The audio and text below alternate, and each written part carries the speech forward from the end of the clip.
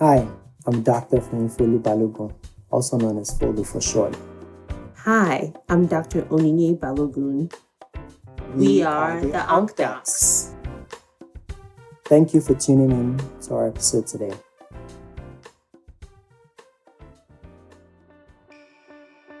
Colorectal cancer is the third most common cancer in the United States and the second most common cause of cancer deaths. There is a similar burden of disease seen globally across the world.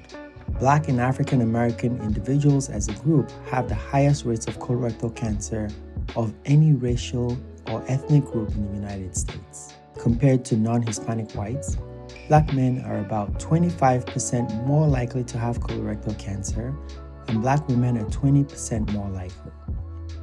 In terms of mortality, dying from the cancer, Black men are almost 50% more likely to die from the disease, while Black women are about 34% more likely when compared to their white counterparts.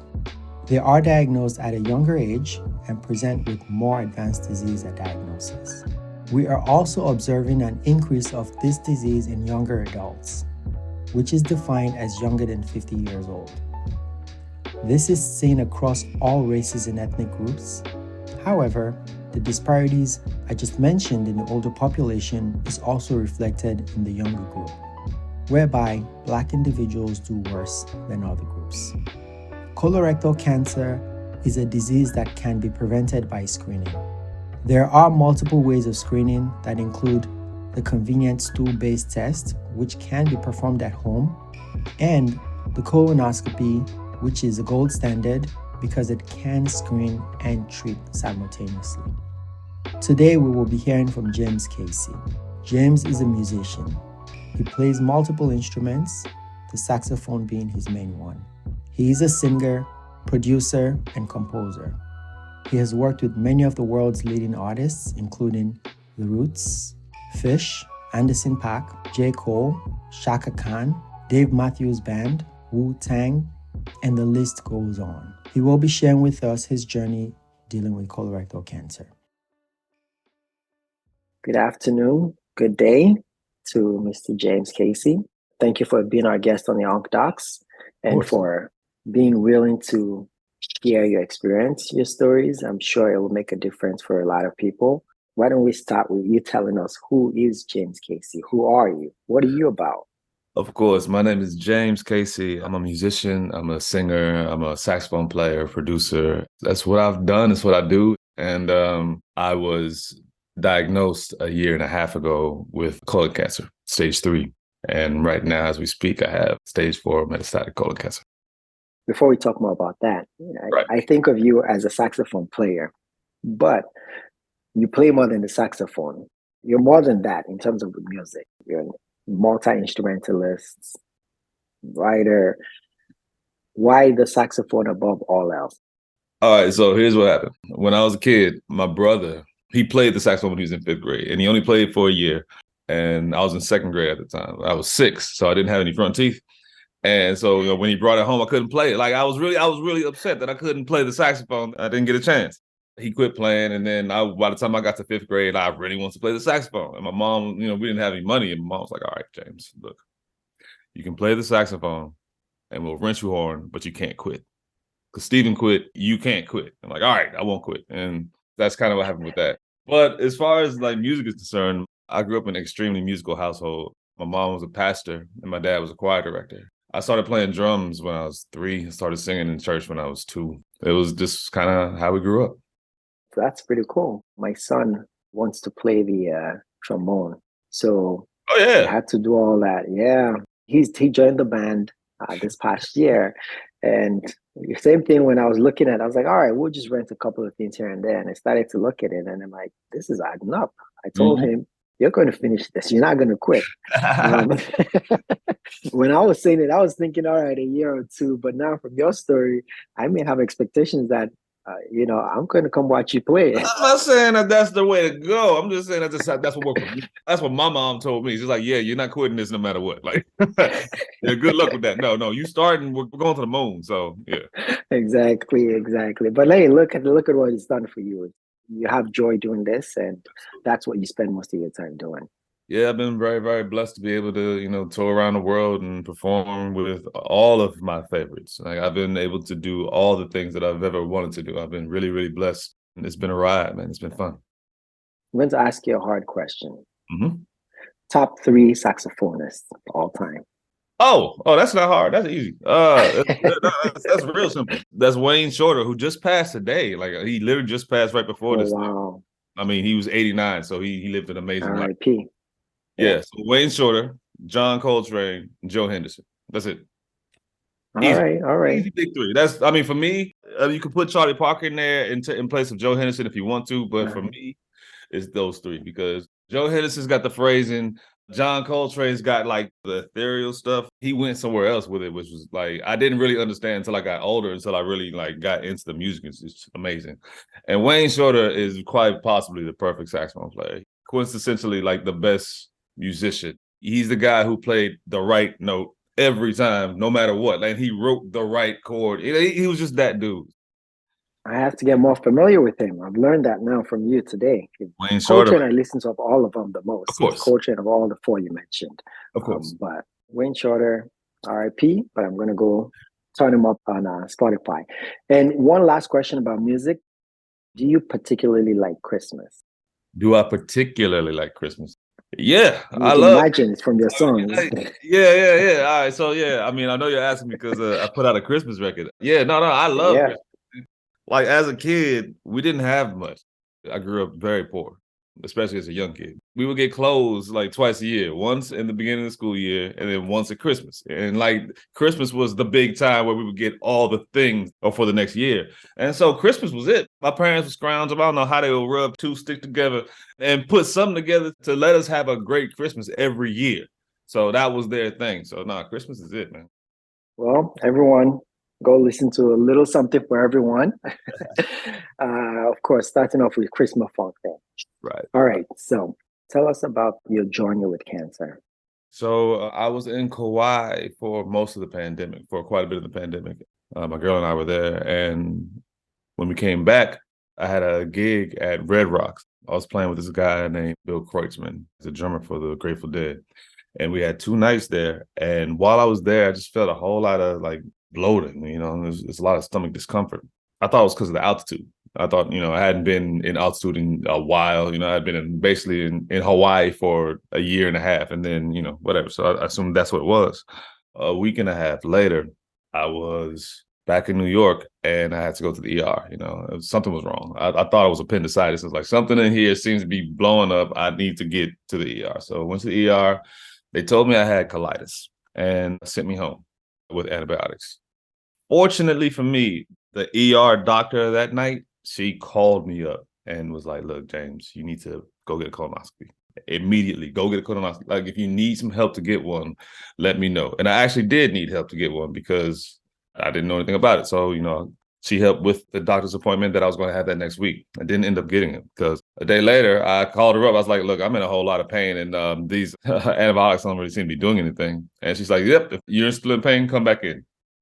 I went back into the ER, and the ER surgeon at the time told the ER doctors that they had overread the chart.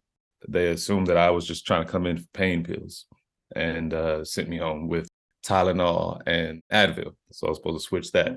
3 days later, my stomach on the right side was so distended, it was maybe by like 3 or 4 inches. I had to go back in.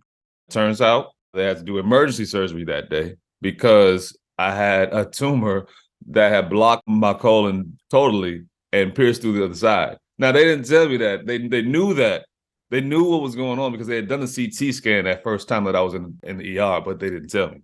Thankfully, that doctor definitely, alluded to it later. But no, had no idea. And then emergency surgery. So they cut off a fifth of my colon and, you do what you got to do. And I've been going through chemo ever since.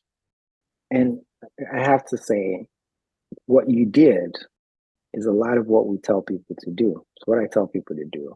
You're having a symptom, you didn't sit on it. As soon as you came back, within a week, you came back, you went to the ER and you were told, all right, you have a colonoscopy, pain was worse, you're back the next day or so. So you did the right thing on your part. But unfortunately, sometimes it's something we see that we deal with. And you see it happen more to minorities, you happen more to Black people, where you have a symptom and it's underappreciated, Right. but you persisted, which is what I advise people to do. So you're having the chemotherapy. How has that been going? What has been going on since? The surgery went well as could be expected. Started with a regimen at that particular hospital, and unfortunately, it didn't take. I have a what's called a KRAS mutation. Unfortunately, the chemo that was recommended for most of the people with colon cancer just didn't work. And while that was going on, my doctor at the hospital that I was at did not. There was some new medicine basically, and he didn't know what to do with that. And because he didn't know what to do with that, I had to go a little longer than I should have on the course that wasn't working. So I switched to another hospital. Fortunately, it seems like the course that I'm on right now is working. The disease is currently technically stable and trying to work through it. I'm glad the switch has happened and things are going better now. There's the comment that this also highlights that one of the potential problems you see in cancer care or just in healthcare in general, where you have sometimes the technology moves a little faster than the people do. Mhm. So you may have new technology or new exciting findings of drugs, and the practitioners, the doctors and whoever, they just don't know what to do with it yet, or they don't know how to handle it.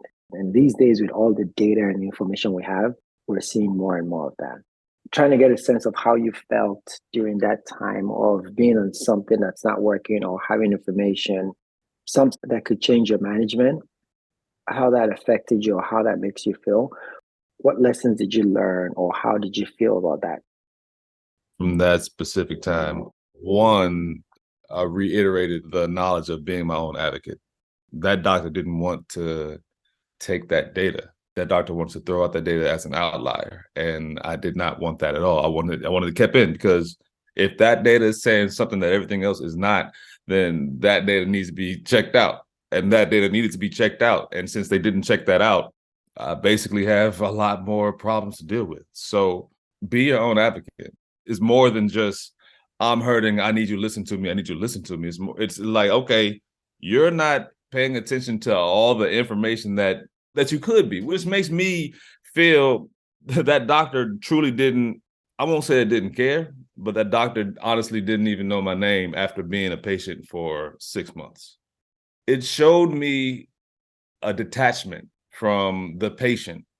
It's difficult to be a cancer patient. I'm sure it's difficult to be a cancer doctor, but the communication has to be there.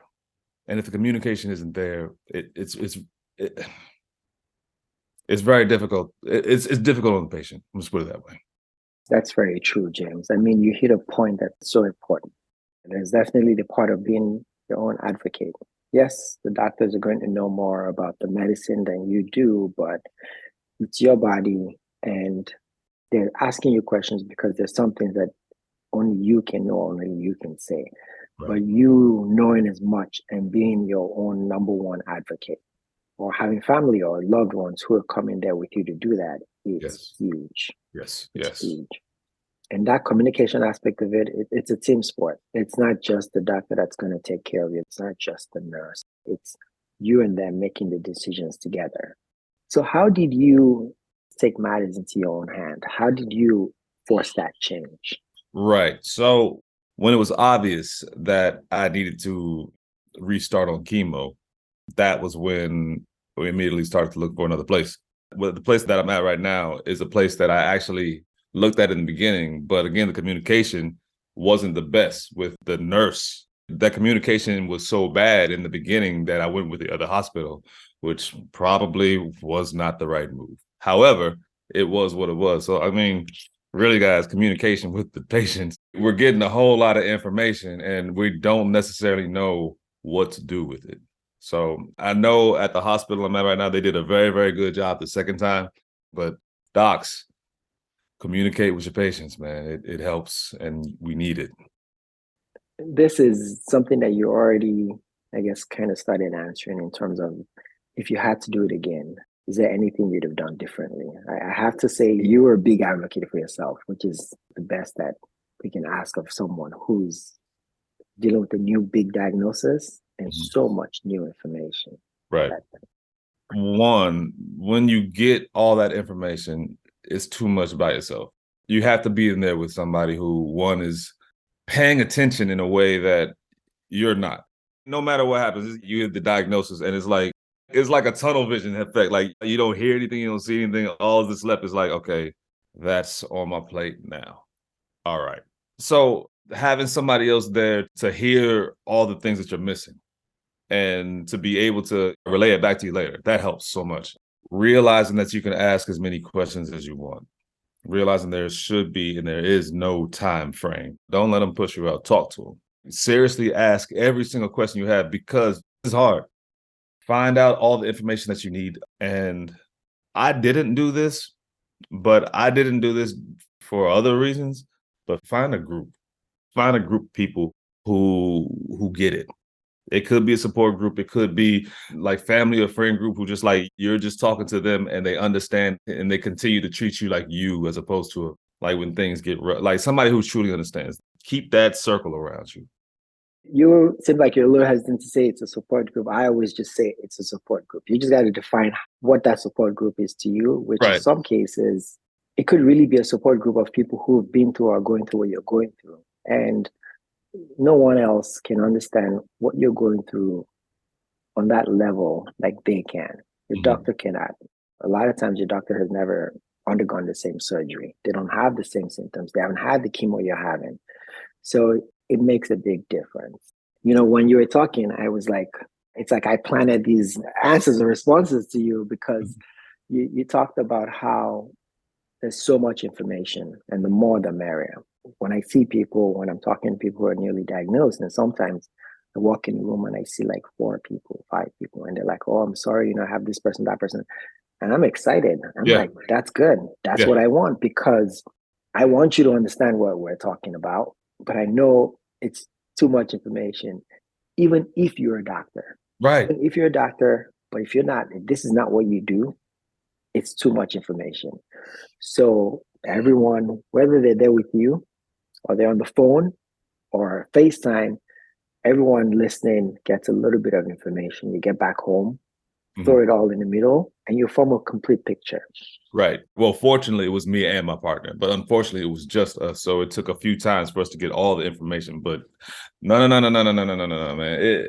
If she wasn't there, I would still be back there confused. It doesn't work that way. So, yeah, you got to have somebody else in there with you, because it's a whole lot of info and it comes fast. And you'll be like, wait, what was the name of that thing? And they're on like 5 steps. You're still trying to like gather, like, okay, yeah.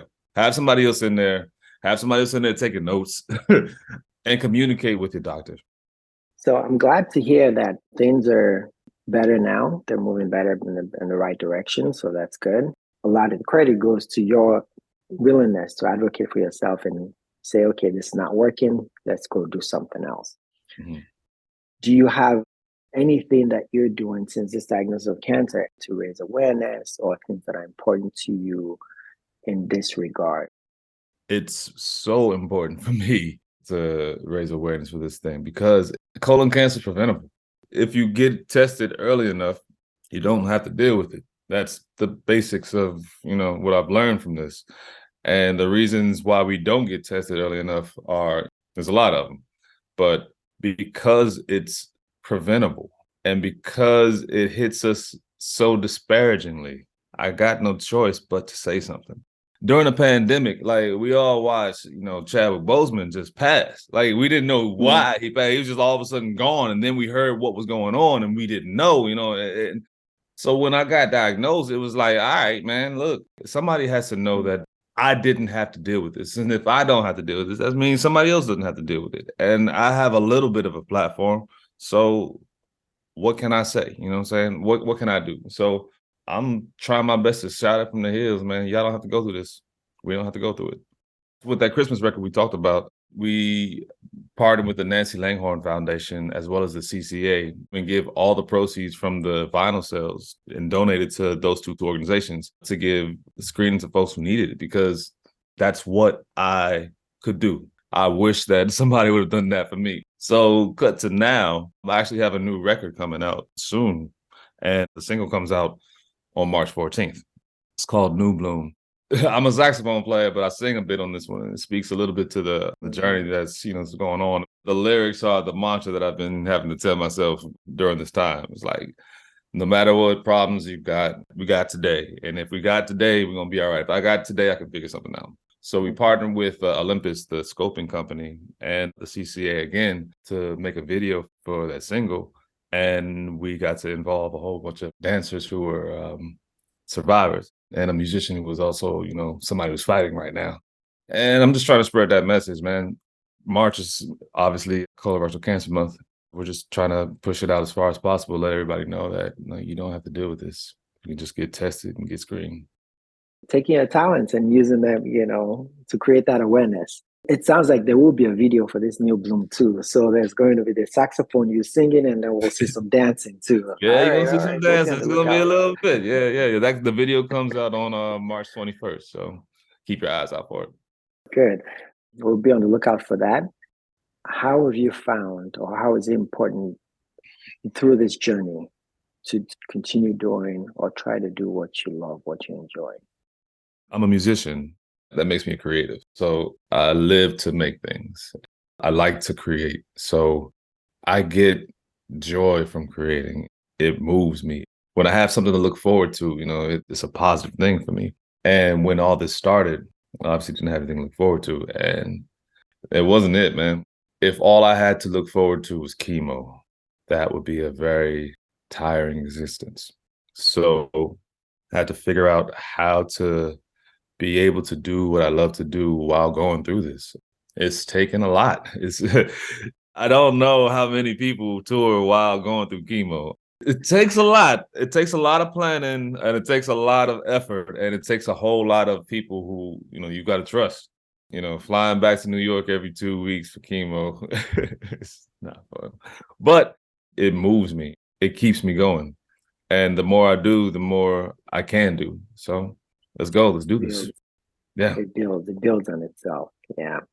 I've never tried to play saxophone, but I know it takes a lot of effort. Just seeing how, when I see how they play it, I definitely give you props for not just playing it, but even going on tour. You'll be going on tour during it, in spite of all the fatigue from chemo.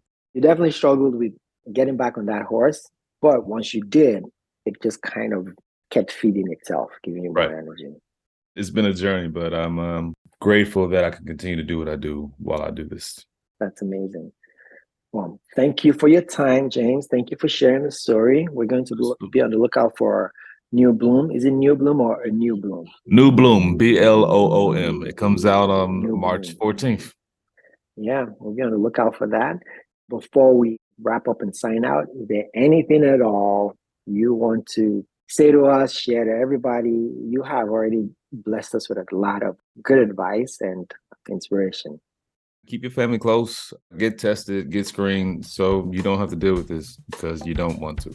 That's all I got to say. That's good. That's more than enough. All right. Thank you very much for the time.